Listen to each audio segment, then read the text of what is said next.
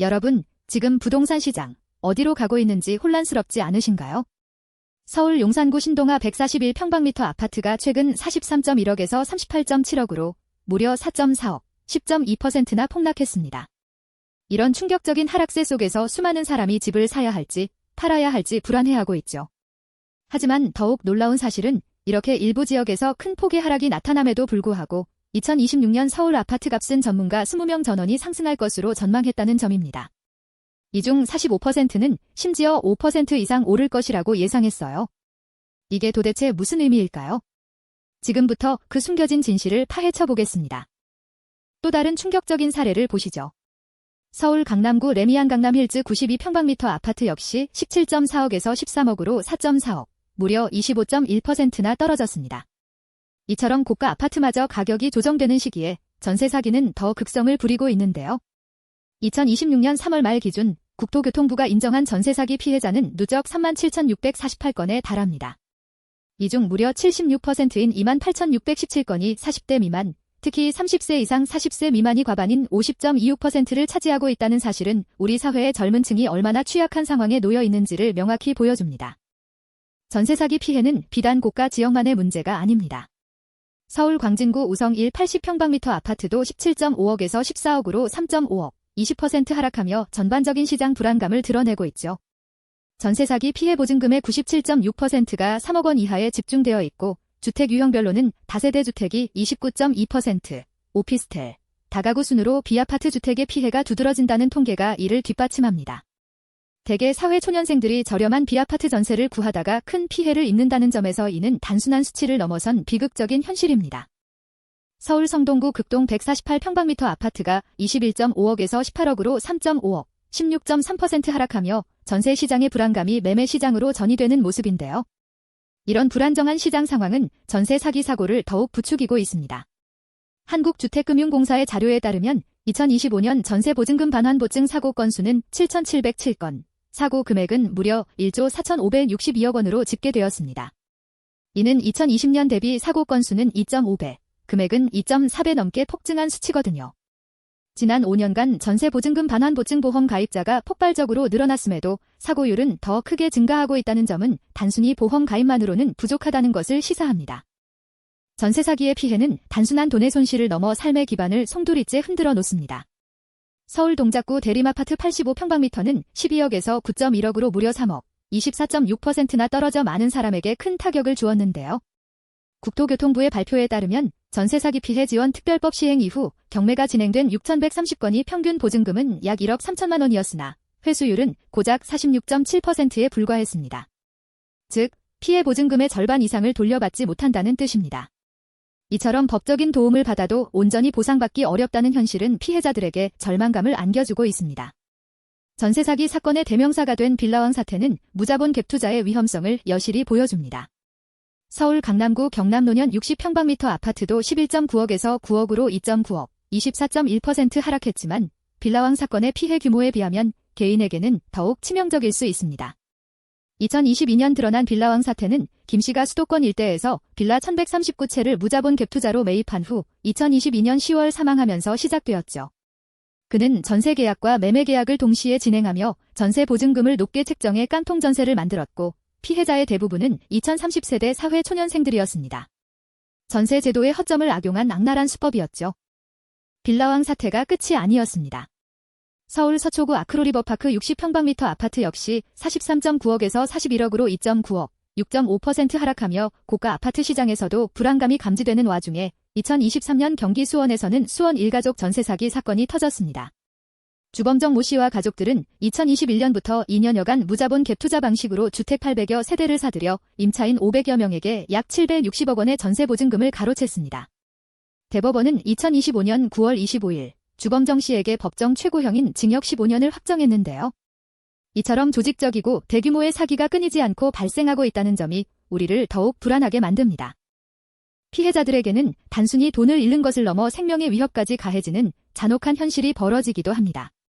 노원구 상계주공이 고층 58평방미터는 7.1억에서 4.2억으로 무려 2.9억, 40.4%나 폭락하며 서민 주거지역의 피해가 극심했는데요. 수도권에서 160억대 전세 사기를 벌인 하남 빌라왕 실당은 2026년 2월 징역형을 선고받았습니다. 주범 이 씨는 2024년 2월 임차인에게 보증금 반환을 요구하자 너부터 죽여버리고 나도 죽어야지 등의 끔찍한 협박 메시지를 보낸 사실이 드러났습니다. 이런 상황은 전세 제도의 근간을 뒤흔들 뿐만 아니라 임차인들에게는 큰 트라우마로 남게 됩니다. 이렇게 곳곳에서 매매가와 전세가가 흔들리는 상황 속에서 서울 마포구 현대 85평방미터는 9.8억에서 7억으로 2.8억, 28.6% 하락하며 수도권 핵심 지역도 예외는 아님을 보여줍니다. 하지만 이러한 시장의 혼란 속에서도 전문가들은 놀랍도록 한 목소리를 내고 있습니다. 2026년 서울 아파트 시장은 주택 공급 부족과 전월세 가격 상승, 이에 따른 매매가 상승이 예상된다는 거죠. 전문가 20명 전원이 서울 아파트 값이 상승할 것으로 전망했으며 하락을 예상한 전문가는 단 한 명도 없었다는 사실.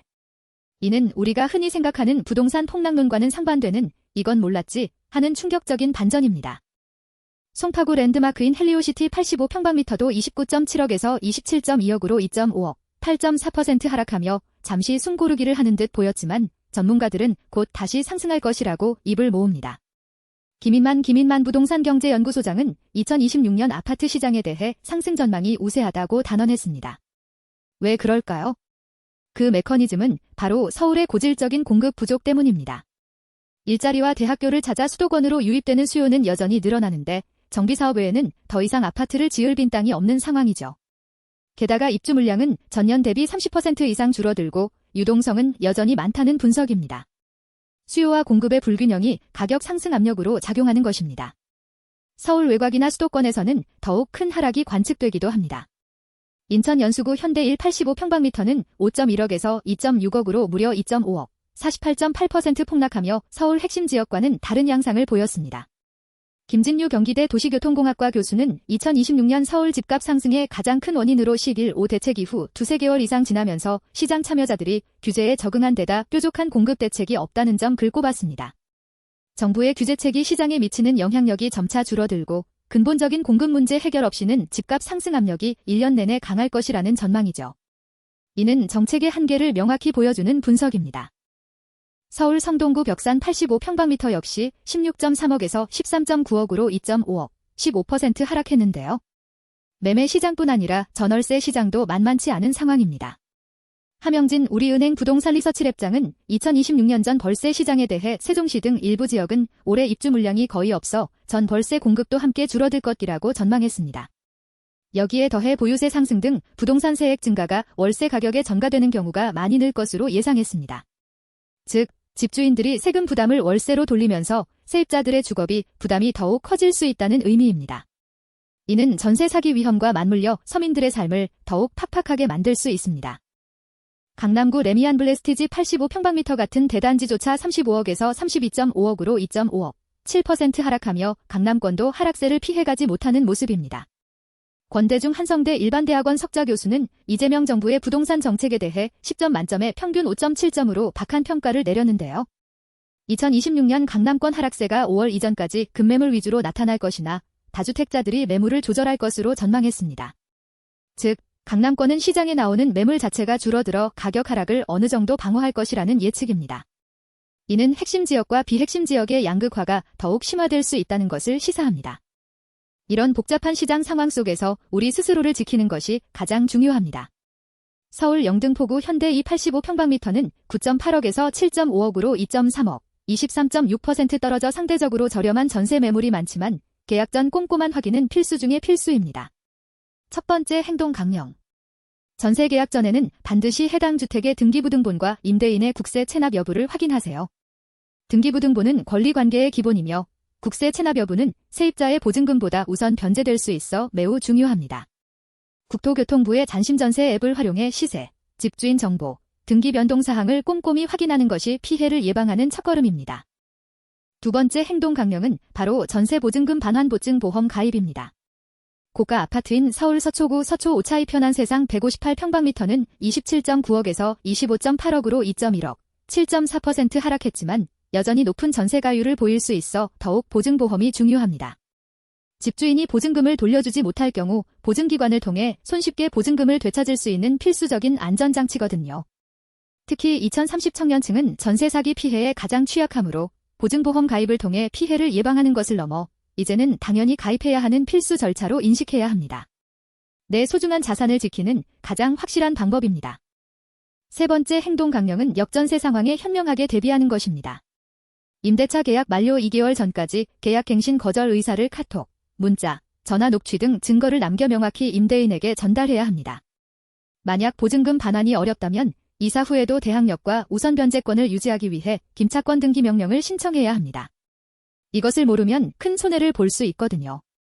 나아가 소송을 통해 연 5%, 소송 전 또는 연 12%, 소송 후에 지연손해금을 청구할 수 있으니 법적 절차를 두려워하지 말고 적극적으로 권리를 행사해야 합니다. 마지막으로 부동산 하락장에서는 현명한 투자 전략이 필요합니다. 무리한 레버리지를 줄이고 LTV 조절, 변동금리보다 고정금리 대출로 갈아타는 것이 리스크를 줄이는 가장 확실한 방법입니다.